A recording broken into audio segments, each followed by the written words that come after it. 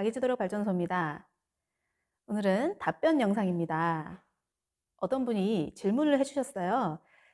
수학 개념을 공부할 때 하지 말아야 할 것, 영상을 보시고 답글을 달아주셨는데 아마 학부모님이신 것 같은데 중학교 2학년 2학기 단원에 나오는 도형의 닮은 부분을 공부하는데 보조선을 어디에 그려야 할지 몰라서 자꾸 틀린다.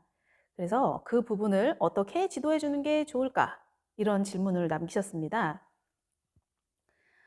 수학을 공부하다 보면 도형 단원에서는 보조선을 굉장히 많이 그리게 돼요.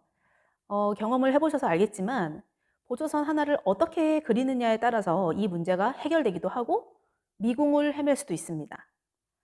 그래서 도형 단원에서는 굉장히 보조선이 중요한데요.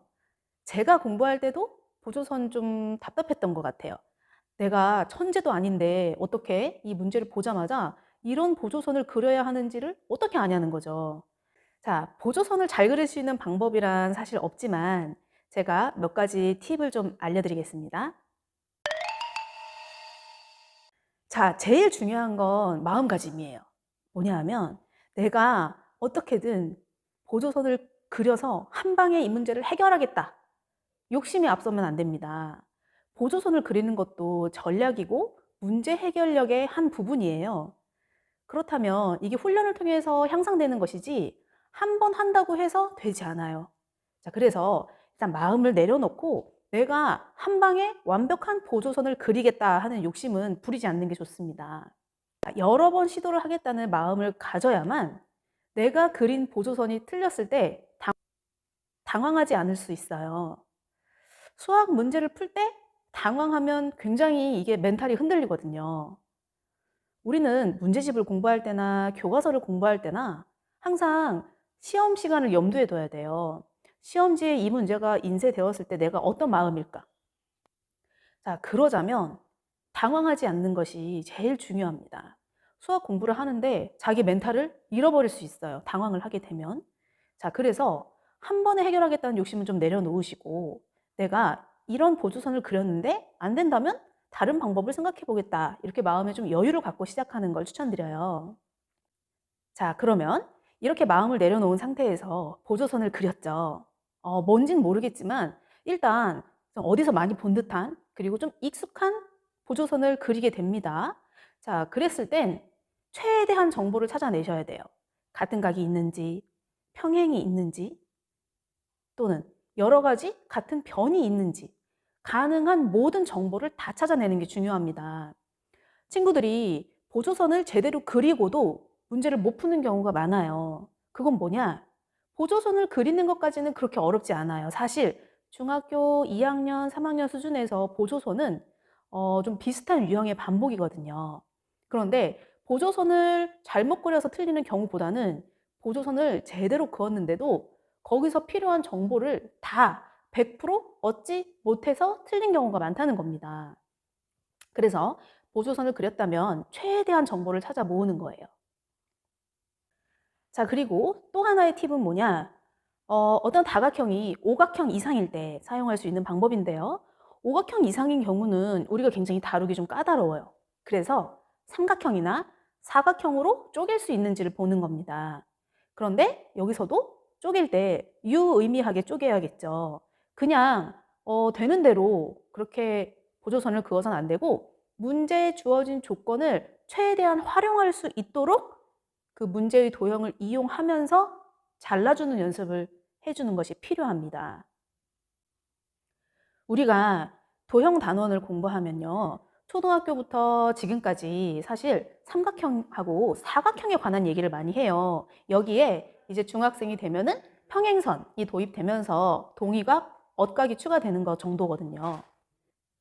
사실 우리가 어떤 내용을 몰라서 틀리기보다는 아는 내용인데 틀리는 문제가 훨씬 많아요. 그만큼 우리가 어쩌면 기본을 놓치고 있을 수도 있다는 생각을 하셔야 될 것 같아요.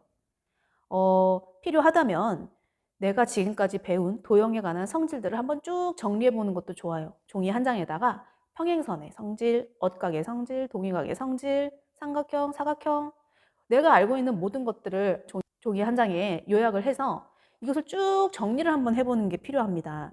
머릿속에서 뒤죽박죽 섞여 있을 가능성이 아주 높아요. 우리나라 수학 교육이 이렇게 학년이 올라가면서 작년에 배웠던 것을 조금 더 깊이, 재작년에 배웠던 거에서 보면 작년보다 올해가 조금 더 깊이, 이런 식으로 이렇게 나선형 구조거든요.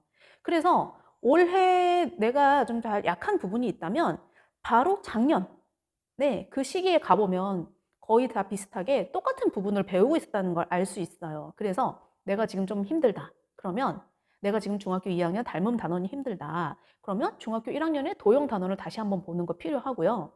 그리고 항상 제가 강조하지만 그 기본 개념 있잖아요. 기본 개념을 굉장히 이렇게 쉽게 넘어가 버리거든요. 그냥 보면 너무 뻔해요. 사실 중학교 과정에서 개념 설명은 보면 너무나 쉬워서 굉장히 좀 가볍게 여기게 되거든요.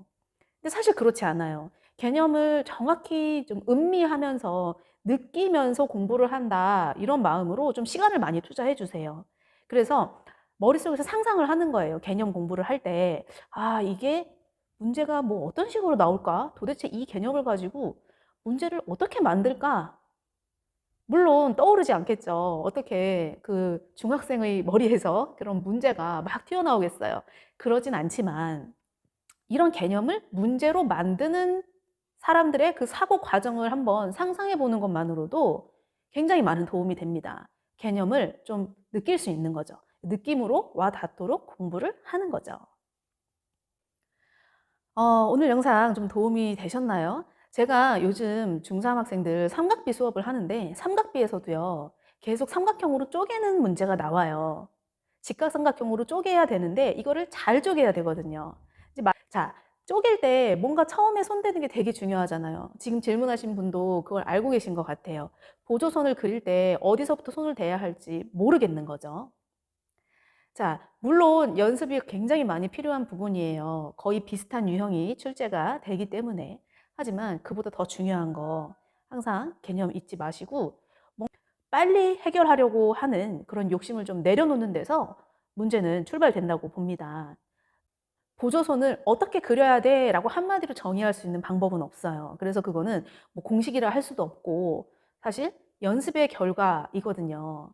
근데 이제 그 연습을 할 때 아무 생각 없이 유형을 그냥 다 외워버릴 수는 없어요. 새로운 형태의 문제는 얼마든지 나올 수 있으니까. 그래서 생각을 하면서 문제를 좀 풀어야 되고, 내가 이 문제를 지금 당장 못 풀어도 내일 풀 수도 있고 모레 풀 수도 있잖아요. 오늘 해보고 안 돼. 한 1분 고민해보고 안 돼서 답을 홀라당 보면 아무 소용이 없어요. 결국에는 시험 때 기억이 나지 않을 겁니다.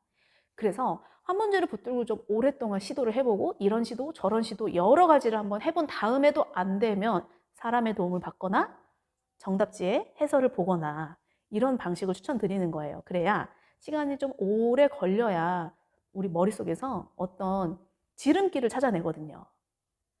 자, 지금 한 문제 빨리 푼다고 해서 뭐 도움되는 거 하나도 없죠. 어차피 우리는 시험을 잘 봐야 되니까. 이거 염두하시면서 좀 공부를 계속해 나가시면 좋겠고, 또 질문이 있으시면 남겨주세요. 감사합니다.